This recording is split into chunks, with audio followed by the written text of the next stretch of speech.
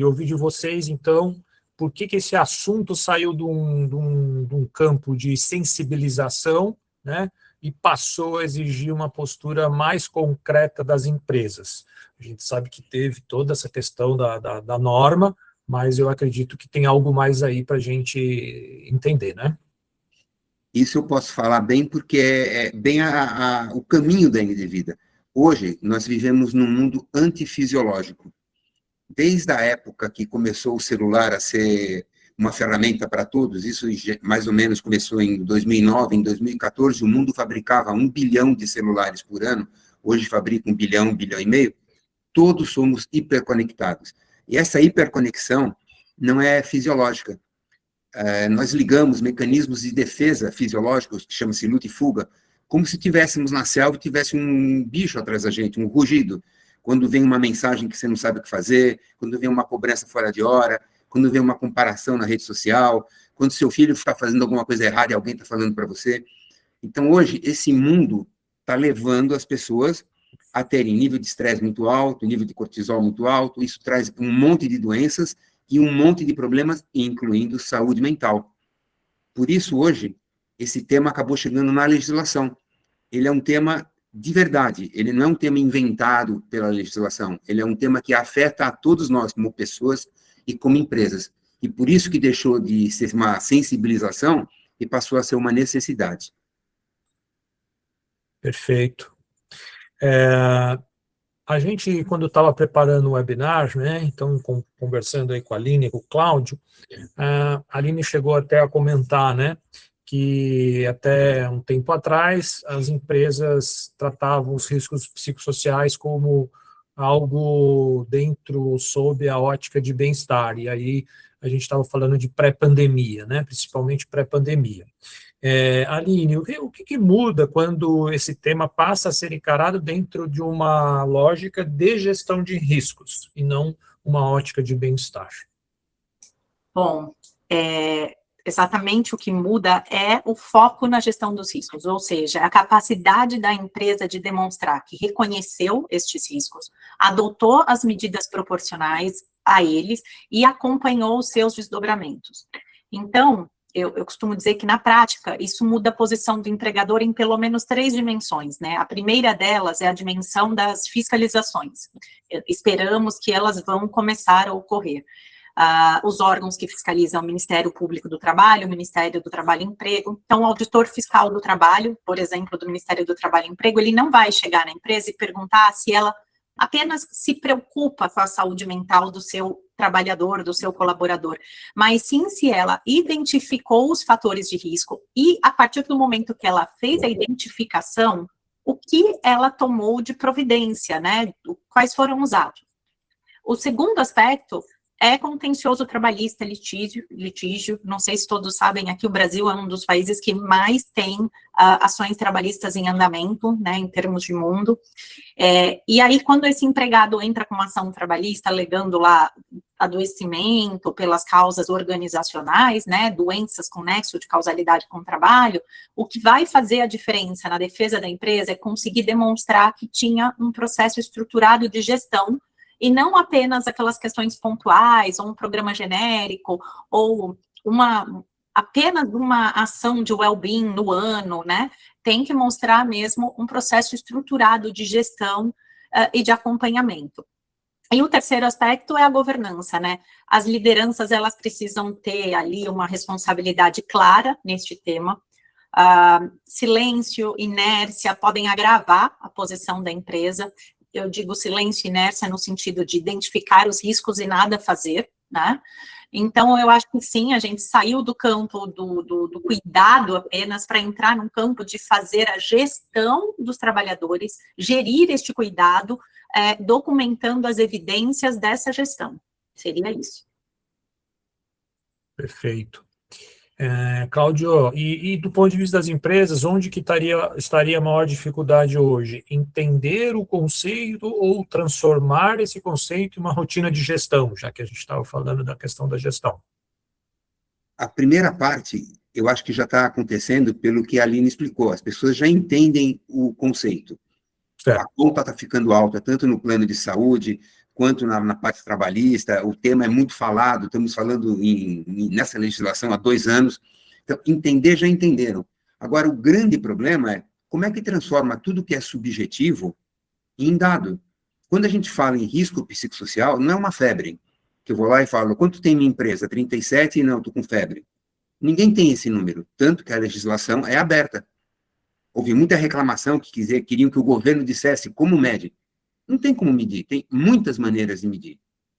De preferência que você use uma cientificamente. Então, o maior problema hoje é a empresa entender como medir e como ter uma solução efetiva para isso. Porque, mesmo, por exemplo, o risco psicossocial não é uma coisa clínica, então não é o médico que vai dizer como é que mede.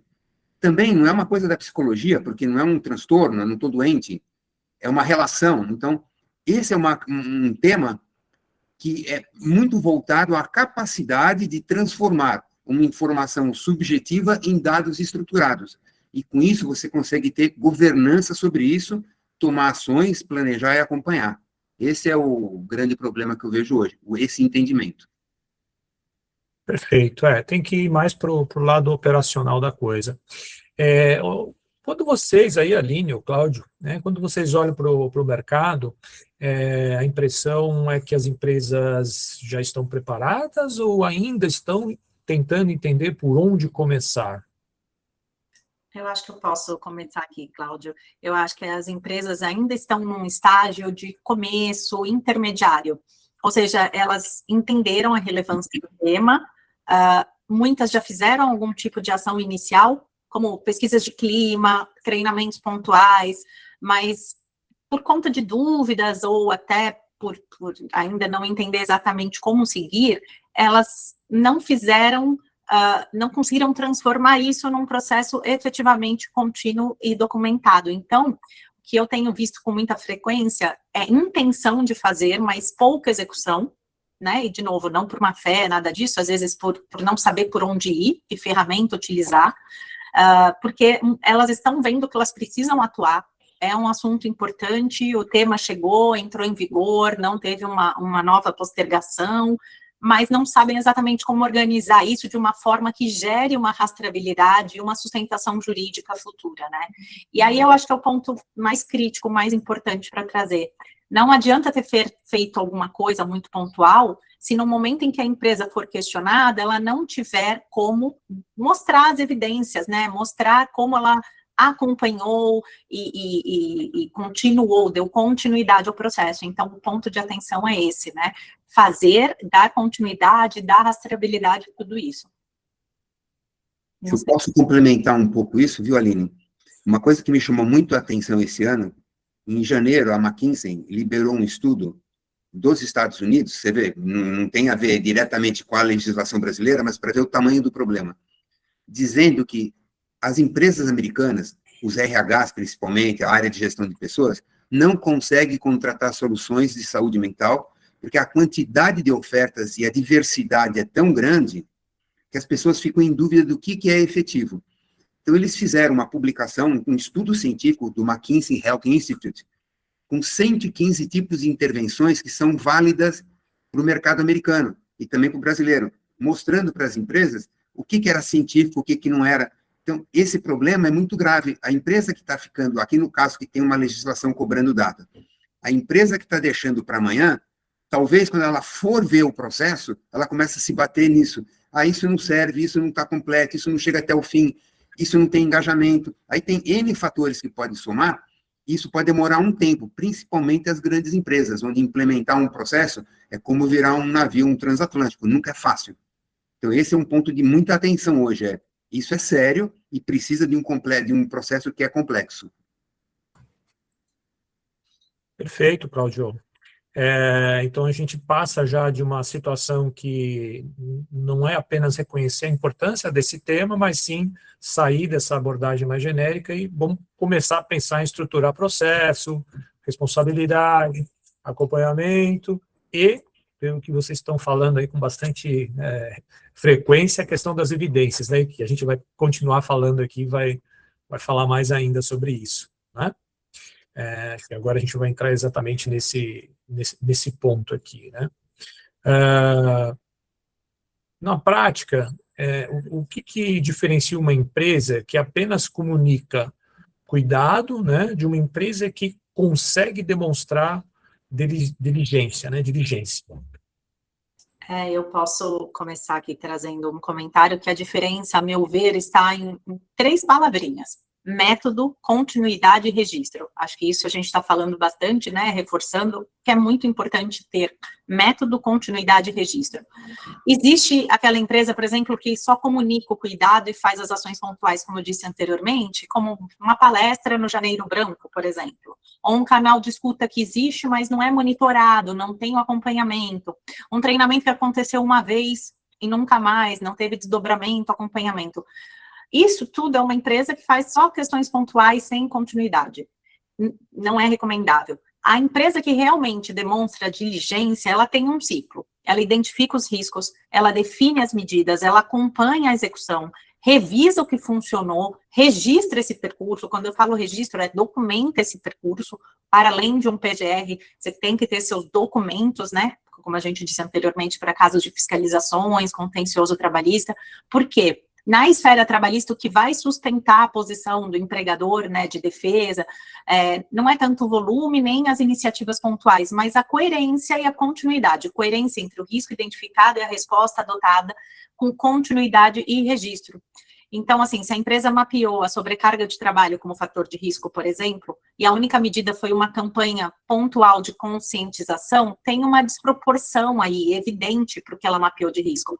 Agora, se ela mapeou esse risco, revisou a distribuição dos trabalhos, das demandas, capacitou os gestores para identificar os sinais, né, de quem está com muito trabalho, criou um fluxo de acompanhamento de registros periódicos de demandas, de horas de sobrecarga de trabalho para evitar a sobrecarga, a posição da empresa é totalmente diferente. Ela evidentemente está agindo de acordo com o espírito da NR1 agora, que traz os riscos psicossociais. Perfeito, realmente faz toda a diferença, né, fazer dessa forma. Muda bastante o jogo. Continuando nessa questão da evidência, quando a gente fala de evidência, quais elementos tendem a ter mais peso? A questão do registro, questão da recorrência, do plano de ação, monitoramento, participação de liderança, ou todos eles têm o mesmo peso? Quais seriam os erros que mais fragilizam a posição da empresa nessas questões? Olha, eu diria que os elementos que mais fortalecem a posição da empresa são 3, né? Primeiro, eu estou repetindo isso porque eu acho muito importante, a conexão entre o diagnóstico e a ação que a empresa vai tomar, né? Ou seja, isso significa demonstrar que as medidas adotadas decorrem de uma identificação prévia de riscos e não de uma escolha aleatória da empresa. Segundo, a recorrência, que é muito importante, e o acompanhamento. Então, uma ação isolada, ela tem pouco peso. O que gera essa sustentação jurídica, né, a evidência mesmo, é provar que houve continuidade, revisão, ajuste ao longo do tempo, ajuste de acordo com os riscos que estão sendo identificados ao longo do tempo. E terceiro é a participação da liderança, né, não só como uma assinatura formal ali, não só na formalidade, mas um envolvimento real na tomada de decisão. Então, acho que esses são os 3 pontos mais importantes. Do lado dos erros, né, eu acho que o que mais fragiliza é exatamente o oposto disso. Quando falta conexão entre o que foi identificado de risco e a medida adotada pela empresa. Então, assim, quando a empresa é questionada na fiscalização, na ação trabalhista, a pergunta central que vai chegar é: diante do que você sabia, o que foi que você tomou de providência? O que você fez? Se a empresa mapeou fatores de risco e adotou medidas que não guardam nenhuma relação com os fatores, a documentação pode até existir, mas não vai sustentar uma boa defesa. Então, fazendo um resumo aqui, o que fortalece é a coerência entre o risco e a resposta, a continuidade, a liderança realmente engajada. E o que vai fragilizar é exatamente o oposto, a ausência desses elementos, a ausência dos elementos que fortalecem, né, a ausência de coerência entre risco e resposta, a ausência de continuidade, a ausência de liderança engajada. Ou seja, não basta ter boa intenção, né? A gente precisa realmente de método, tudo isso que você falou se traduz em bastante método, coerência, como você também bem frisou, né? Se não tiver coerência entre ação e resposta, e o histórico, que seria, né, todos esses registros. Cláudio, e quando a gente está falando, então, em evidência, como que a empresa pode sair desse, né, improviso, ou dessa, vamos chamar improviso, né, talvez um amadorismo, sair desse amadorismo e começar a organizar esse tema de forma mais consistente? Só tem uma única resposta para isso. Ela tem que ter dados estruturados sobre tudo que ela fez. São três partes. Eu tenho que mapear, mitigar e acompanhar. Só que se isso não for feito de uma forma integrada, eu não consigo cruzar os dados. Eu não consigo mapear alguém que está com... Alguém falar que tem um problema numa área, depois eu faço um evento dali a um tempo, aí eu meço dali não sei quanto, de uma outra maneira, com outra plataforma, e aí como é que eu cruzo? Quem vai cruzar todos esses dados, e como a doutora explicou com tanta precisão, a casualidade entre eles? Então, a única maneira de fazer isso é que você tenha um sistema que, de forma integrada, consiga fazer tudo isso, entender a subjetividade, o que é o problema causado, como estão as pessoas por área, e mapear isso de alguma forma que seja entendível, o quanto é ruim, quanto é bom, onde é que está pior, onde é que está melhor, criar ações e ter esses dados de forma que você apresente a quando for necessário. O PGR é um documento, um papel que você fala, eu fiz meu PGR. Agora, explica o PGR para mim. Aí começa a complicação. E como eu falei, quanto maior a empresa, muito mais complexo é esse tipo de solução. Então, o que a gente tem que fazer é sempre ter um ciclo de geração de dados, estruturação desses dados e acompanhamento dessas respostas. Perfeito. Me parece que a questão da subjetividade é realmente um dos desafios, né? Um dos principais desafios que a gente tem quando a gente fala dos riscos psicossociais. Muita empresa acaba travando e aí não sabe como medir, por onde medir, a questão do acompanhamento, não sabe provar se fez ou se não fez. Então, eu acho que isso é bem importante, né? Então, continuando aqui com o Cláudio, que essa é mais a pegada mais interessante para ele responder, como que a gente transforma sinais, percepções em informação estruturada, sem a gente estar banalizando o tema, sem expor, que eu acho que esse é um ponto também bem importante, sem expor individualmente as pessoas, né? Porque agora a gente tem essa questão também que é bem importante. Então, aí existem técnicas, normalmente, esse processo é feito através de questionários. Só que quando você faz um mapeamento, por que a legislação não definiu qual questionário usar? Muitos questionários validados na psicologia, usados para trabalhos psicológicos, foram desenvolvidos há 30 anos atrás. A maioria deles não foi validado depois da pandemia. Então, não existe uma fórmula de bolo. Pergunte isso e tenha isso. Então, quando você faz uma pergunta muito, assim, na lata, né? Tem assédio na sua empresa? Uma pessoa pode dizer tem, a outra pode falar que acha que aquilo não é assédio. Essa discussão é antiga. Então, existem técnicas que você mapeia o comportamento das pessoas de forma que isso não seja uma pergunta direta. Com isso, você consegue entender o clima que está, se aquela pessoa está em sofrimento ou não, se aquela pessoa naquela empresa está tendo demanda além da conta ou não, se é a vida dela que está afetando o problema ou se o problema é profissional. E com esse conjunto de dados, quando você estrutura isso, você basicamente está medindo o efeito do problema. E quando é feito de forma correta, você sabe que áreas têm mais problemas que as outras, se é um problema de gênero, se as mulheres estão sofrendo mais que os homens. Você consegue avaliar esses dados e, em cima desses dados, tomar ações específicas. Existem plataformas como a NDVida que já geram uma ação sobre isso e também tem ações complementares sobre a liderança. Aí tem pessoas que têm que ser treinadas, tem pessoas que têm que aprender talvez a agir de uma forma um pouco diferente dentro do contexto atual. Mas quando elas entendem que sob elas tem pessoas em sofrimento, a importância do líder é muito importante. O líder é o cara que consegue, dentro de uma equipe, direcionando as coisas, mas ele tem que ser motivado. E para ele ser motivado, ele tem que entender que tem um problema na área dele. Muitas vezes a pessoa não entende isso. Ela está bem, acha que está tudo bem, acha que a pressão é o normal, e é normal mesmo. Hoje, qualquer empresa tem pressão. Tem que ser muito claro isso. Ninguém está falando que o mundo será azul sem vento. Tem vento o tempo todo. Dentro desse vento, tem que saber viver de forma correta, sem passar dos limites.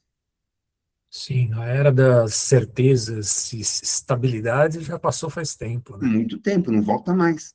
É. E estou pegando aí um gancho aí nessa tua resposta. Que tipo de trilha ou acompanhamento ou histórico ajuda a empresa a mostrar que existe a gestão e que não se trata apenas de uma ação isolada? A principal frase que eu acho que é: opinião não é dado. Não adianta eu achar que está tudo bem. Ah, eu fiz isso na minha empresa, está bom. Está bom por quê? Você tem alguma comparação? Qual a referência para fazer isso? Então, referência é uma coisa muito importante. Como é que você sabe que o que você está fazendo está bom se não tem uma medida oficial, se não é febre? Então, qualquer que seja o processo que você faz, esse processo tem que te trazer alguma referência.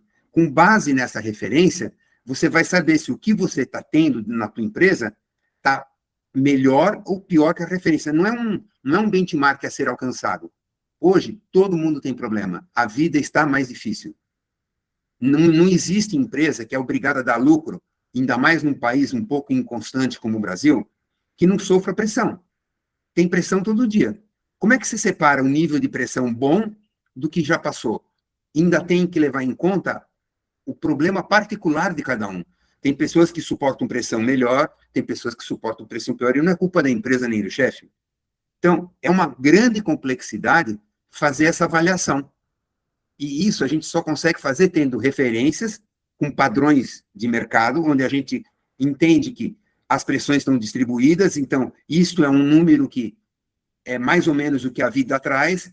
Sobre isso, se você tiver muito pior, é um problema seu. Se você tiver melhor, é uma área que você tem que manter a atenção para que ela continue dessa maneira.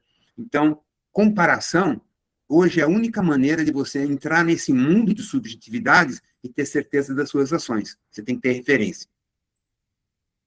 Boa. Bom, agora chegamos num ponto bem interessante do nosso webinar, que o Cláudio vai compartilhar com a gente aqui alguns dados. Então, sem entrar em casos identificáveis, né, e usando dados anonimizados da base da NDVida, eu acho que vale a pena, né, mostrar alguns padrões mais recorrentes que as empresas enfrentam hoje. Então, posso compartilhar agora já? É isso que eu ia falar. Compartilha você aí, que eu... Isso aí você vai falando em cima.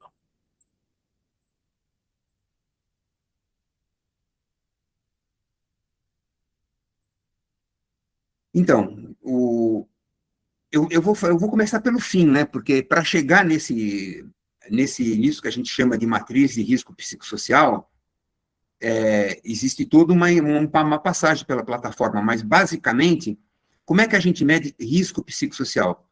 Na NDVida, nós construímos essa matriz. Nós medimos o nível de estresse fisiológico das pessoas, ou seja, o quanto essas pessoas estão já afetadas por um problema que está trazendo sofrimento. E que grau é esse sofrimento? Isso é a categoria que está na vertical. A pessoa não está estressada ou está com estresse agudo, crônico e exaustão. E aí nós medimos os fatores que geram esse problema. No caso do trabalho, esses fatores são as demandas, ou seja, muita ocupação, ou problemas de relacionamento. Pode ser problemas com a chefia, que é o clássico, né, o chefe tóxico, pode ser bullying entre as pessoas, pode ser eu com problemas de me relacionar, mas não importa. A gente mede o sofrimento. Então, essa matriz ela é uma escala de sofrimento. O vermelho é a pessoa que sofre muito e o rosinha é a pessoa que sofre nada. Então, tem pessoas, e a porcentagem é a porcentagem de pessoas na empresa que estão em cada uma dessas células.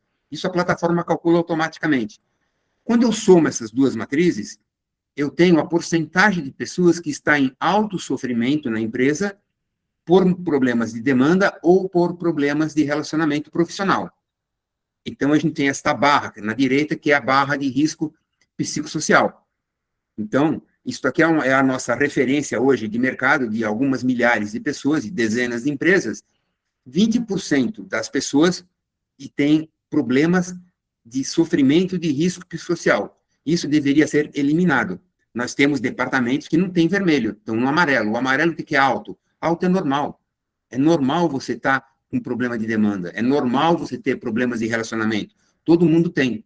Você não pode estar num ponto crítico que está te gerando um problema que vai ficar doente, que é estar em estresse. Então, o que é o vermelho?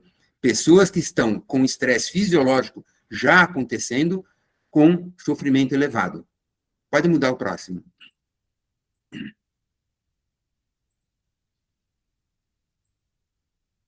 Aí que deu uma travadinha aqui. O plano era não travar aí. Era Foi. É essa, né? essa. Esse é outro dos fatores. No nosso BI, nós temos mais ou menos umas 50 medidas, mas eu estou trazendo as que são muito importantes para essa conversa. O outro ponto que também a gente tem que medir é autocobrança. No mundo de hoje, nós nos cobramos muito, por dois motivos. Uma, nós somos comparados o tempo todo com redes sociais. Então, todo mundo é melhor que a gente. Então, a gente se cobra muito para fazer uma coisa que talvez não fosse necessária. Como eu me casei hoje, e começo uma poupança para o meu filho ir para Harvard daqui 25 anos. Vou deixar mais para frente um pouquinho. Isso é uma coisa típica de hoje. A outra coisa é, eu não sei o que fazer. Eu não tenho clareza da minha empresa, o que eu tenho que entregar. Então, eu me esforço demais para não perder o emprego. Isso tanto pode ser um problema daquele líder, como da própria cultura da empresa, que não é clara. Troca muito de rumo, está desesperada para faturar. Aí tem N motivos que podem trazer isso. Só que isso é uma medida única. Então, nós chamamos até de um fator comum, que é a autoexigência, o quanto a pessoa se cobra. É normal se cobrar muito? Sim. É normal se cobrar demais e ficar doente? Não. Então, o que essa barra vermelha mostra?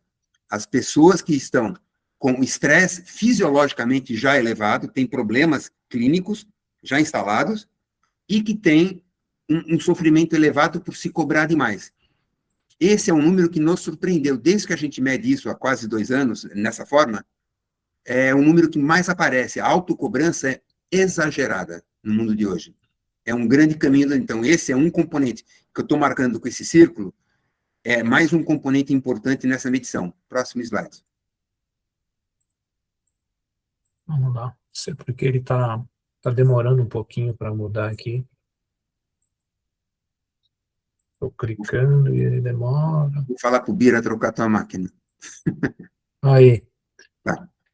Foi, é esse, né? Esse aí, agora, esse é um ponto que interessa muito as empresas, porque hoje é o maior gerador de perdas no planeta Terra, que é o presenteísmo. O presenteísmo é, eu estou presente, mas não estou focado no que eu estou fazendo. Todo mundo entende o que é isso. Você está trabalhando e tem 400 mensagens para responder, 300 pessoas te chamando, um monte de coisa sendo planejada fora daquele momento do trabalho. Não é como antigamente é 10 anos atrás, que eu saía de casa para trabalhar.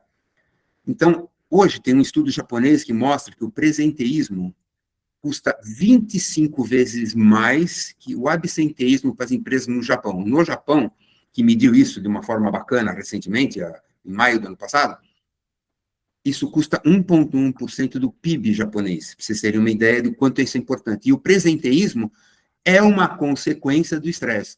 Quanto mais estressado eu estou, menos foco eu tenho, mais me cobram, mais estressado eu estou, menos foco eu tenho. Então, o presenteísmo é também um fator subjetivo, mas que é importante colocar como uma medição de comportamento. Quando o presenteísmo é alto, a pessoa está muito desfocada. Então, isso que vocês estão vendo é uma referência da nossa população, da população da MD Vida, milhares de pessoas mapeadas. Às vezes, a gente vai numa empresa e tem departamentos onde o autopresenteísmo é 50%, 60%. Por que aquele cara está diferente? Por que aquele grupo está diferente? Tem a ver com a gestão, tem a ver com o risco psicossocial. Agora, dá o próximo. Aí, o que nós fazemos? Com base em todo esse estudo que a gente teve, nós criamos um único índice para mapear a empresa, para que o CEO, para que a gestão de pessoas consiga entender como se distribui o problema. Então, a gente chama isso de mapa de vulnerabilidade crítica. Por quê? Nós juntamos, em cada barrinha dessa, o risco psicossocial crítico, a autoexigência crítica e o presenteísmo alto. Quando a gente soma isso numa empresa, a gente vê o tamanho do problema, porque a parte crítica é que tem que ser arrumada, o resto está bom. Então, como eu tenho bastantes pessoas na plataforma, eu tenho uma referência. Então, essa barrinha de cima é minha referência.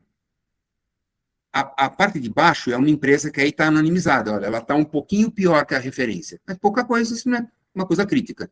Agora, quando eu vejo as equipes dentro dessa empresa, eu encontro equipes como a 1 e a 3 muito ruins. Por exemplo, risco psicossocial, o dobro da referência da própria empresa. Como pode, dentro de uma empresa, ter um departamento onde as demandas e as relações são 2 vezes piores que o departamento do lado? Isso é um problema dentro da empresa, claramente identificado. Por outro lado, nós temos departamentos que estão muito aquém da referência, ou seja, estão ótimos. Tem efetivamente líderes com muita consciência. Tem líderes que sabem estruturar as perguntas, tem líderes que sabem controlar as demandas dentro da mesma empresa. Então, esse mapa consegue nos mostrar com muita clareza, de forma visual, como está a empresa e onde está o problema na empresa. É o que a gente tem hoje de mais moderno, no sentido de, através de dados, efetivamente motivar a liderança a entender dos problemas. Não falar que, isso é mimimi, aqui não acontece o meu negócio. Acontece, muita gente se surpreende muito com isso. Pode seguir, Francisco. Perfeito. Acho que esse era o último, né? É o último, sim. Tá, então vamos lá. Agora, que tipo de informação, rastreabilidade, costuma ser assim, saltar mais aos olhos ou ajudar mais a liderança a sair do discurso e começar a tomar decisão? Indicador com barrinha vermelha. Fala qualquer língua do planeta. Quando você mostra para um C-Level que na empresa dele tem um monte de barrinha e tem 3 vermelhas, ele quer saber na hora por que está vermelho. É a melhor maneira. Quando você mostra para uma pessoa de comando que tem um monte de coisa para fazer, um monte de narrativa, ele fala, dá para você andar logo? Isso não ajuda mais. Ninguém aguenta mais tanta narrativa. Quando você pega um problema que é duro de entender, que ele não tem a menor ideia do que significa e fala, tá vendo, aqui tá pior que ali, ele pede para melhorar. Ele chama a RH e fala assim, melhora esse canto aqui, eu quero melhorar isso aqui. Nós não podemos ter barrinha vermelha. Então, isso, apesar de ser uma brincadeira, é efetivamente o que mexe com as pessoas. É a tradução do problema em dados estruturados, que quando ele bate o olho, ele entende. É a melhor maneira de fazer isso. Nada melhor do que um gráfico, é isso aí. Opa. Aline, agora conectando aí com o que o Cláudio acabou de mostrar, né? Ou seja, uma empresa consegue apresentar dados organizados, histórico de acompanhamento, evidências de ação, o que passa a ficar mais robusto do ponto de vista jurídico, que aí é a tua experiência, a tua competência aí. Aqui, do ponto de vista jurídico, o que muda radicalmente é a capacidade da reconstrução narrativa. Então, quando a empresa ela tem um histórico organizado, com dados consolidados, registros de acompanhamento, evidência de que as medidas foram adotadas e revisadas, ela consegue demonstrar diligência de forma concreta. Isso é fundamental tanto na esfera das defesas trabalhistas, lá no litígio, no contencioso, né, quanto nas fiscalizações trabalhistas, né, do Ministério do Trabalho e Emprego, Ministério Público do Trabalho. Então, o que eu costumo dizer? A melhor defesa não é necessariamente a ausência de problemas, porque eles podem e costumam surgir no contexto empresarial, mas a demonstração de que a empresa teve método para identificar estes problemas e tratá-los. E isso só vai ser possível quando existir rastreabilidade. Sem a rastreabilidade, a empresa fica refém de relatos informais, memórias individuais, documentos esparsos, que dificilmente vão sustentar uma defesa coerente e forte quando for necessário apresentá-la. Se houver a rastreabilidade, por outro lado, a empresa vai conseguir apresentar uma linha do tempo de ações. Ela demonstra evolução com essas ações. Ela justifica as decisões que foram tomadas por conta daquilo que ela identificou de problema, das ações que ela tomou, a evolução que ela foi tendo ao longo do tempo, com aquela continuidade. Então, esse tipo aí de organização vai transformar a posição da empresa de uma forma reativa para uma forma defensável, né? Defesa forte. Essa defensável é uma posição fortalecida do ponto de vista jurídico. Ótimo.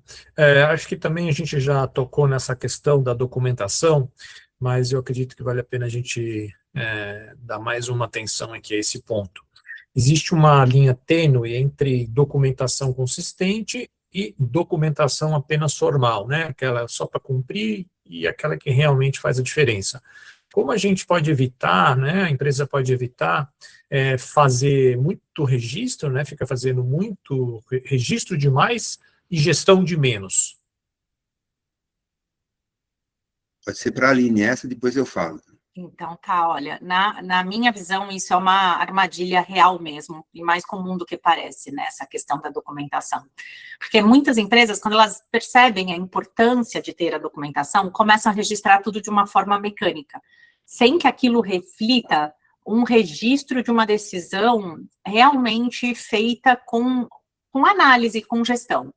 Então, assim, o resultado acaba sendo um acervo documental muito volumoso, mas muitas vezes vazio de substância. Então, para evitar isso, o critério que eu sugiro é relativamente simples. Todo registro deveria responder 3 perguntas. O que foi identificado? O que foi decidido a partir disso, uma decisão tomada em conjunto com a liderança, e como foi acompanhado depois, né? Como você acompanhou a evolução daquilo que foi identificado e daquela decisão de ações que foram tomadas. Então, se o registro não responder a essas 3 perguntas, ele é uma burocracia, é um papel ali, mas não é uma evidência, uma prova realmente concreta para uma boa defesa futura. Uma outra orientação importante é que a documentação precisa acompanhar o ciclo de gestão, né? O que isso quer dizer?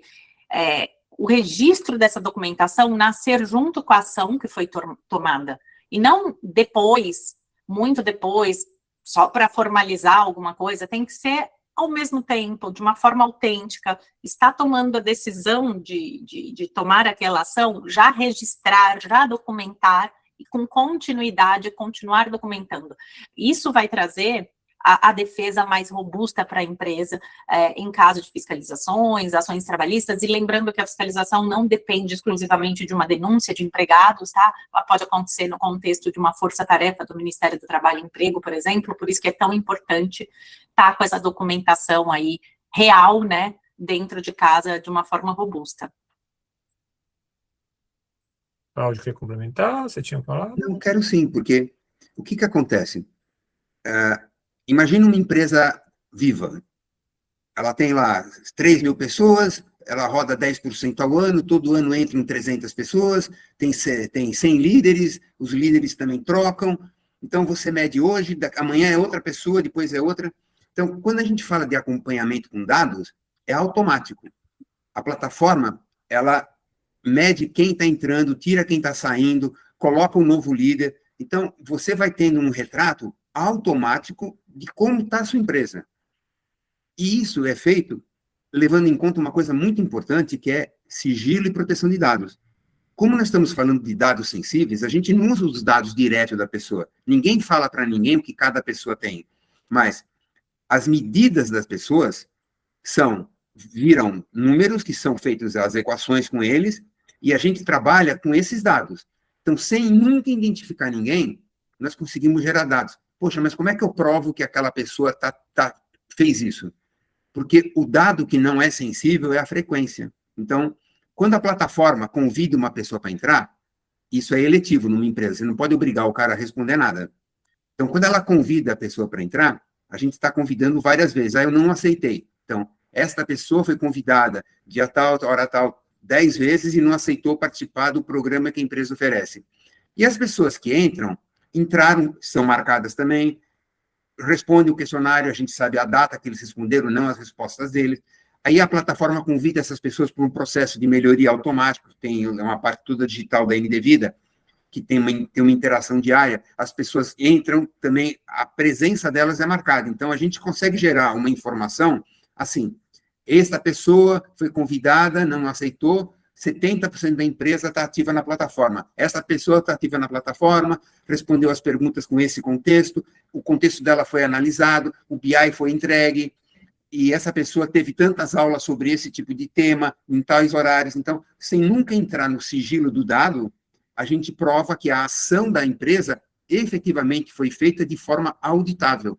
E é uma documentação curta, não são 800 páginas que um juiz tem que ler e vai mandar aí a lei e nem vai ver. É uma coisa que uma pessoa olha e entende, legal, isso aqui efetivamente aconteceu. É uma tabela de dados. Isso é uma documentação que ajuda muito, na minha visão, a você não parar ali o teu processo. No pior caso, você vai entrar para o contencioso, não é assim que fala, doutora Aline? Eu aprendi com ela isso aí. Mesmo. Maravilha. A gente já está entrando aqui no último bloco, pessoal, mais uns 10 minutinhos, eu acho que a gente vai concluir aqui, ou seja, vamos conseguir fazer tudo dentro do tempo previsto. Agora falando na questão dos erros, enfim, e riscos reais aqui para as empresas, agora vamos começar aqui perguntando para ambos, quais são os 3 erros mais comuns que vocês enxergam hoje nas empresas, quando a gente fala, então, de risco psicossocial? Não sei se você quer começar, Cláudia? Posso responder? Primeiras damas.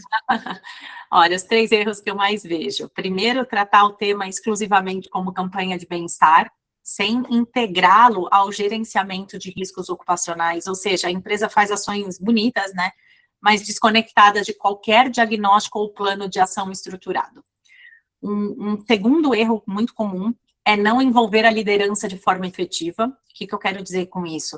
Que o tema acaba ficando restrito ao recursos humanos, né, ao RH, ao SESMIT, mas sem que os gestores, diretores, líderes compreendam o seu papel e a sua responsabilidade nesse processo. E o terceiro erro que eu vejo, eu acho que é muito comum, é agir sem registrar, ou registrar sem acompanhar, e aí fica aquele vácuo probatório, né, que é perigoso, porque a empresa fez alguma coisa, mas não consegue demonstrar o que fez, quando fez, por que fez, com quais resultados. Então, eu acho que esses 3 erros, né, combinados, acabam deixando a empresa numa posição muito vulnerável para se defender aí nas fiscalizações, no contencioso, né, como eu costumo dizer, que são as ações trabalhistas lá, quando o empregado ou ex-empregado entra com a ação, são os erros mais comuns e que deixam a empresa numa posição pior aí de defesa, né? Aí, Cláudia, fica à vontade. Tá.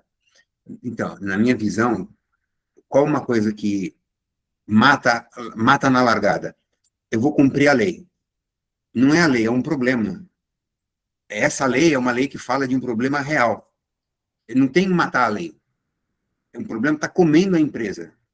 Então, se ele não entender isso, ele já vai dar uma largada totalmente errada.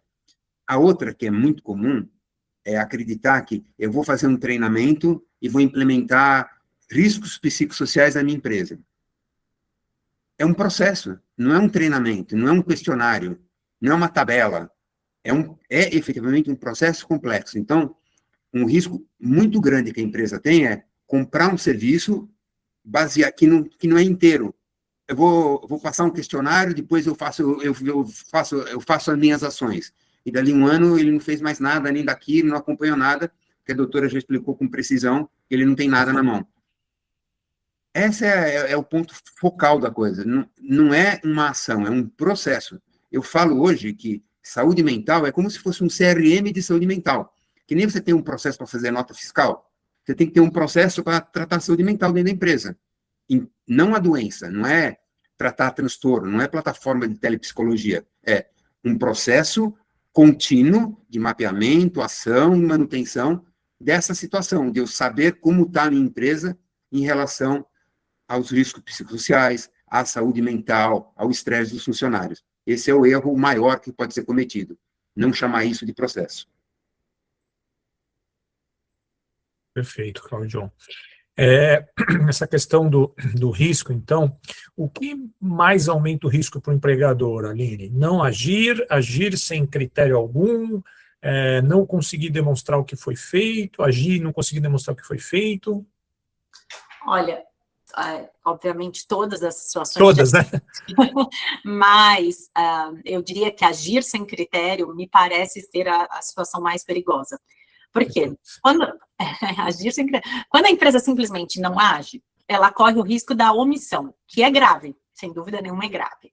Mas quando a empresa age sem critério, ela pode produzir provas, evidências contra si mesma. Por exemplo, se a empresa aplica uma pesquisa de clima identifica fatores de risco e depois simplesmente não faz nada com aqueles resultados. Ela criou um registro de que ela tinha conhecimento do problema e ela optou por não agir. Isso é pior do que não ter feito a pesquisa de clima, entende? Por isso que eu acho que é mais perigoso você agir sem o critério.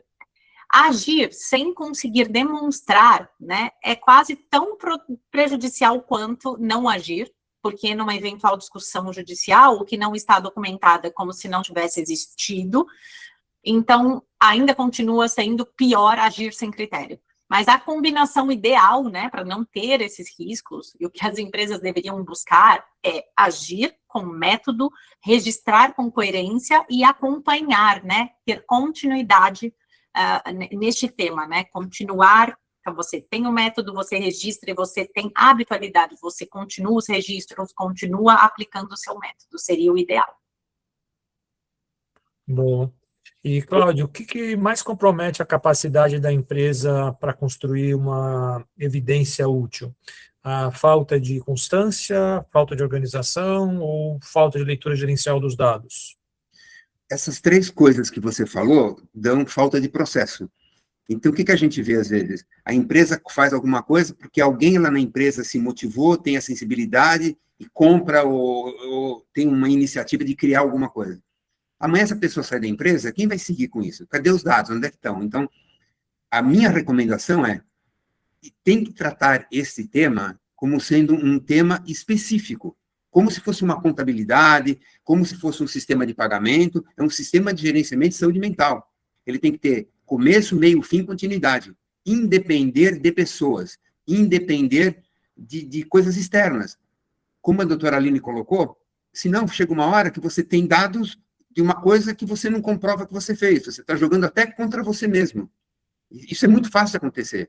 Perder dados, como é que você vai daqui 2, 3 anos dizer o que você fez? Se as pessoas já não estão mais lá, muitas delas, às vezes, onde é que estão esses dados? Então, o que mais compromete a capacidade é não fazer disso um processo formal. Perfeito. E tudo que é processo, exatamente, exige coerência, acompanhamento, né? E a própria demonstração desse processo. Para a gente encerrar, então, nosso último bloco aqui, se uma empresa quiser reduzir exposição e ganhar mais consistência nos próximos 90 dias, quais seriam as 3 prioridades que ela poderia encarar? Eu vou iniciar aqui. A primeira prioridade, na minha visão, né, obviamente, é revisar se o PGR da empresa já contempla fatores psicossociais de forma explícita e documentada. Se não contempla, esse é o primeiro passo. Ele precisa ser feito com método, não com um texto genérico. A segunda prioridade, mapear o que já foi feito até agora e organizar essa documentação de forma que ela conte uma história coerente, ou seja, contendo diagnóstico, medidas, acompanhamento, revisão. Muitas empresas já fizeram mais do que imaginam, mas tem tudo assim disperso. Por isso, essa segunda prioridade. Organizar, né, esse acervo, porque já vai melhorar substancialmente a posição da empresa aí, né, do ponto de vista jurídico. A terceira prioridade, definir responsabilidades claras, quem monitora, quem decide, quem registra, quem revisa, porque sem essa definição, o tema fica num limbo entre as áreas, ninguém se sente verdadeiramente responsável. Eu costumo brincar que cachorro que tem muito dono morre de fome, né? Então, é importante dar ali as responsabilidades de uma forma muito definida. Com esses 3 movimentos, essas 3 prioridades, né, nos 90 dias aí, a empresa já vai sair de uma posição não muito defensável, uma posição mais vulnerável, para estar numa posição de gestão ativa do tema. Essa gestão ativa coloca juridicamente a empresa numa posição boa de defesa, se tiver fiscalização, se tiver alguma ação judicial, né, e por aí vai, qualquer tipo de questionamento aí que ela tenha que apresentar uma boa resposta. Acho que seria isso. Boa. Cláudio, se, do ponto de vista de gestão de tecnologia, quais seriam os 3 movimentos práticos que a empresa poderia iniciar imediatamente? Que hoje você, né, tem aí uma tecnologia aí na tua mão, o que você diria? Então, completando o que a doutora falou, se a pessoa segue esse processo que a doutora Aline recomendou e tem tudo isso tudo resolve o problema real, porque o problema real é reduzir o risco psicossocial, mapear, identificar, mitigar. Então, essa é a primeira coisa. Não adianta tá bom, eu tenho tudo arquivado, eu tenho tudo em tabelas, eu tenho tudo na nuvem, mas o que você tem resolve o problema? Sim, com certeza, é a primeira coisa. Depois, entender que isto efetivamente está falando sobre saúde mental e risco psicossocial. Você não está comprando uma ideia que é alguma ação, alguma atividade, alguma coisa que está sendo oferecido como sendo isso, mas que, na verdade, é um marketing e não é a efetividade. E depois garantir que isso automaticamente esteja colocado dentro do teu sistema de controle, sempre. Porque as pessoas vão mudar, com os anos, isso você não sabe mais quem colocou a coisa, isso vai estar estruturado e auditável, porque às vezes você vai ter que, daqui 2 anos, responder uma coisa o que está fazendo hoje. Então, essa é a parte mais séria da tecnologia. Depois ninguém acha os dados, e aí não tem o que fazer. Entendi. Bom, chegamos ao final, então, né? Agora eu acho que vocês poderiam deixar uma mensagem final para os gestores de RH, para as lideranças, o pessoal de segurança do trabalho, saúde e segurança no trabalho. Fiquem à vontade. Primeiras damas. Olha, a minha mensagem é, principalmente para as empresas aí, não esperem a fiscalização ou o processo judicial para descobrir que precisavam ter feito diferente. O momento de estruturar esse tema é agora. Tem que fazer agora, né? Estruturar não precisa ser necessariamente um programa perfeito, tudo muito perfeito, mas já começar a fazer com método, registro e continuidade. A empresa que consegue demonstrar que está tratando o tema com seriedade, mesmo que ainda esteja, né, num processo de maturação, ela tem uma posição infinitamente mais defensável do que aquela que tem um discurso bonito, uma campanha pontual, mas nada, né, nenhuma evidência concreta para sustentar o discurso. Então, assim, a hora é agora, essa é a minha mensagem, gente. E o que eu complementaria nisso é o seguinte: os dados têm que estar estruturados, tem que ter visões gráficas. As pessoas não têm tempo de analisar textos. Não adianta ter como base de arquivo dezenas de milhares de páginas ou vídeos. Isso é praticamente impossível de ser usado. Então, é muito importante que todas as ações sejam mapeadas e sejam apresentadas de uma forma que uma pessoa que não tem tempo, como um promotor, um juiz, um C-level, olhe para aquilo e entenda claramente que ali tem um começo, ali tem uma coisa séria. Se isso não for feito, você vai partir para a narrativa, e narrativa depende de quem está ouvindo. E uma coisa que a ciência está trazendo, isso é bem finalmente mesmo, com todo esse movimento de estudos, tanto de risco social no Brasil, no mundo todo, e com a entrada de IA, está se descobrindo que isto tem uma relação com a aplicação de IA, que é uma coisa muito, muito moderna. Então, as pessoas que conseguem trabalhar com mais clareza, ou seja, elas conseguem dirigir as outras para que elas se cobrem menos, que tenha menos estresse no trabalho, esses grupos têm demonstrado que têm mais capacidade de utilização de IA, têm mais capacidade de trabalhar com contextos. E agora, uma coisa ainda mais moderna, está se medindo que as pessoas que trabalham bem com IA têm redução de estresse, mais do que qualquer efeito clínico, porque é como se você entrega suas tarefas com qualidade, com facilidade, você baixa o seu estresse. Então, quando você consegue implementar um processo efetivo de medição e redução de risco psicossocial, você está levando a sua empresa para um patamar de prontidão de uso de IA que é muito bacana. Então, a ciência está nessa fronteira agora.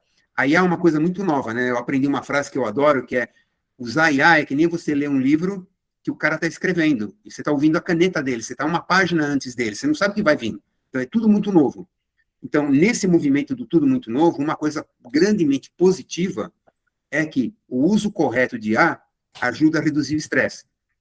E quando você avalia o risco psicossocial e você reduz esse risco psicossocial, você está mexendo com estresse, você está transformando a sua empresa numa empresa com uma maior prontidão para uso de IA. Esse é talvez o próximo tema aqui que a gente vai entrar em profundidade. Muito bom. Então, mais uma vez, agradecer o Cláudio, agradecer a Aline, né, por estar aqui com a gente, 1 hora aqui nesse bate-papo super agradável aqui, trazendo, né, conhecimento, informação, a questão prática, né, tudo aqui com muito cuidado, com muita pesquisa, e eu gostaria de deixar aqui, eu acho que de tudo que foi falado, se fosse possível resumir, né, eu deixaria essa mensagem final aqui.